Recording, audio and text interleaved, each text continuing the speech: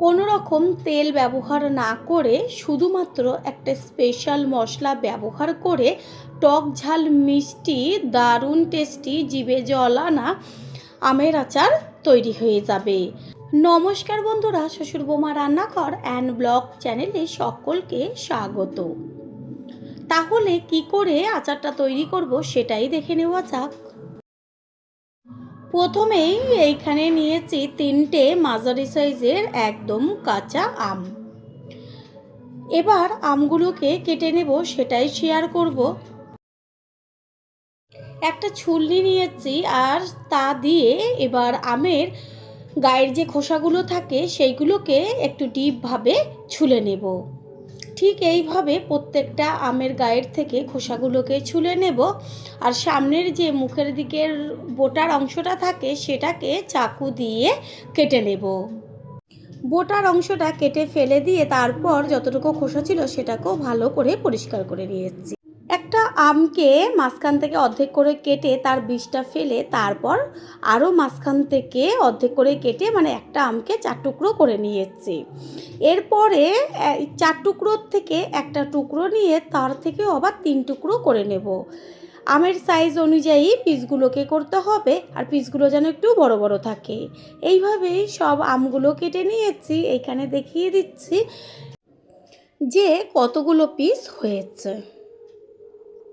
একটা বড় পাত্র নিয়েছি, তার মধ্যে নিয়েছি জল। এবার আস্তে করে সব আমের পিসগুলোকে ওর মধ্যে দিয়ে দেব। তারপর 2 থেকে 3 বার মতো আমের পিসগুলোকে ধুয়ে নেব।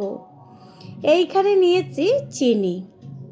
আমের পরিমাণ অনুযায়ী বা আম বেশি টক কিনা তার ওপর মিষ্টিটা ব্যবহার করতে হবে। এইখানে আমি 250 আমের জন্য 200 গ্রাম চিনি নিয়েছি। এইবার এই যে আমের থেকে জলটাকে বাদ দিয়ে ওই পাত্রের মধ্যেই সমস্ত আমের পিসগুলোকে নিয়ে নিয়েছি। এইবার এর মধ্যে দিয়ে দেব ওই যে চিনিটা নিয়েছিলাম 200 গ্রাম, সেই সম্পূর্ণ চিনিটা। চিনি দেওয়ার পরে চামচ দিয়ে ভালো করে আমের পিসগুলোর সাথে চিনিটাকে মিশিয়ে প্রায় 1 ঘন্টা মতো আমি রেস্টে রেখে দেব। এতে কি হবে, আমের ভেতরে সুন্দরভাবে মিষ্টিটা যাবে। ভালোভাবে চিনি মাখা হয়ে গেছে। এই যে একটা প্লেট নিলাম, এবার এটাকে ঢাকনা চাপা দিয়ে দিলাম, এটা থাক। অন্যদিকে গ্যাসের ওভেনে একটা কড়াই বসিয়ে তাতে দিয়ে দিয়েছি শুকনো লঙ্কা। লঙ্কাটা একটু বেশি ভাজতে সময় লাগে, সেই কারণে এপিট ওপিট করে লঙ্কাটাকে আগে কালার আসা পর্যন্ত ভেজে নেব। শুকনো লঙ্কা হাফ মতো ভাজা হয়ে গেছে। এই পর্যায়ে দিয়ে দিয়েছি 1 চা চামচ গোটা ধনে, 1 চা চামচ সাদা জিরে, 1 চা চামচ পরিমাণ মৌরি।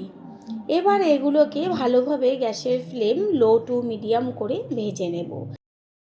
দেব 1 চা চামচ পরিমাণ কালো সর্ষে।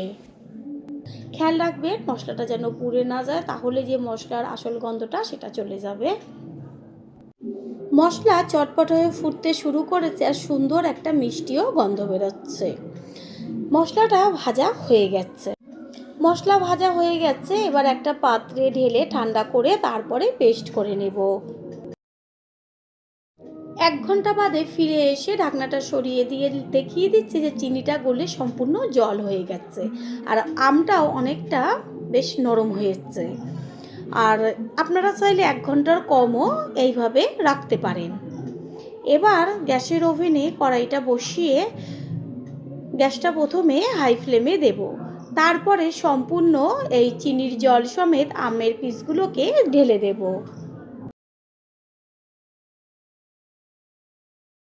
শিরাটা টকবক হয়ে ফুটতে শুরু করেছে। এই পর্যায়ে এর মধ্যে দিয়ে দিয়েছি হাফ চা চামচের থেকেও কম পরিমাণ হলুদ গুঁড়ো আর দিয়েছি বিট লবণ। হলুদ আর বিট লবণটাকে মিশিয়ে দেব। এইখানে আপনারা সাদা লবণও ব্যবহার করতে পারেন।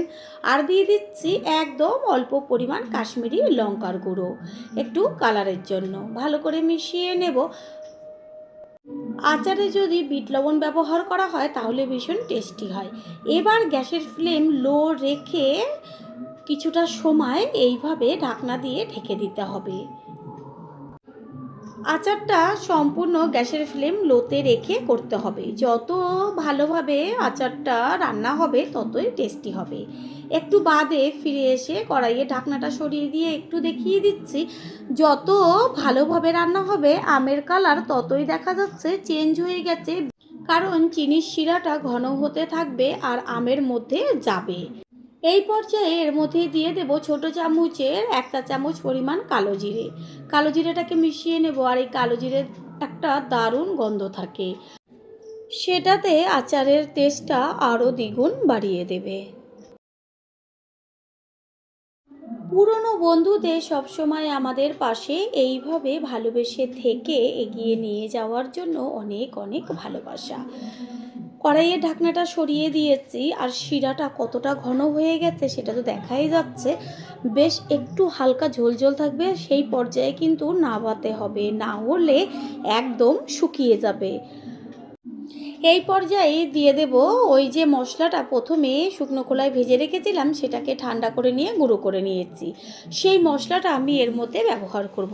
এই মশলাটা দেওয়াতে এত টেস্টি হয় আচারটা, যেটা নাকি তৈরি করে খাওয়ার পরেই বুঝতে পারবেন। দেখা যাচ্ছে কতটা পাতলা ঝোল রয়েছে, আর আমটাও চেক করে দেখিয়ে দিচ্ছি নরম হয়ে গেছে, তবে একটা আমও গলে যায়নি। ঠিক এইভাবে আর 2 থেকে 3 মিনিট মতন রান্না করে নিলেই হয়ে যাবে। প্রথমবার যারা আমাদের চ্যানেল ভিজিট করছেন তাদের আন্তরিক শুভেচ্ছা ও অনেক ভালোবাসা।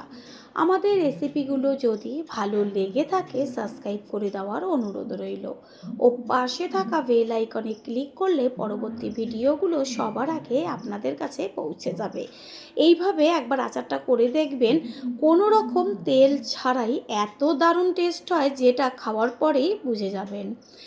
এইখানে আপনারা যদি সারা বছর সংরক্ষণ করে রাখতে চান তাহলে একটু শেষে ভিনিগার ছড়িয়ে দেবেন। আমি আর ভিনিগার ব্যবহার করলাম না, কারণ আমার পরিবারে প্রত্যেকে এত আচার ভালোবাসে, এটা 2 দিনেই শেষ হয়ে যাবে। এই যে ঝোলঝোলটা রয়েছে, ঠিক এই পর্যায়ে গ্যাসটা অফ করে দিতে হবে, কারণ এটা ঠান্ডা হওয়ার পরে শিরাটা অনেকটাই ঘন হয়ে যাবে।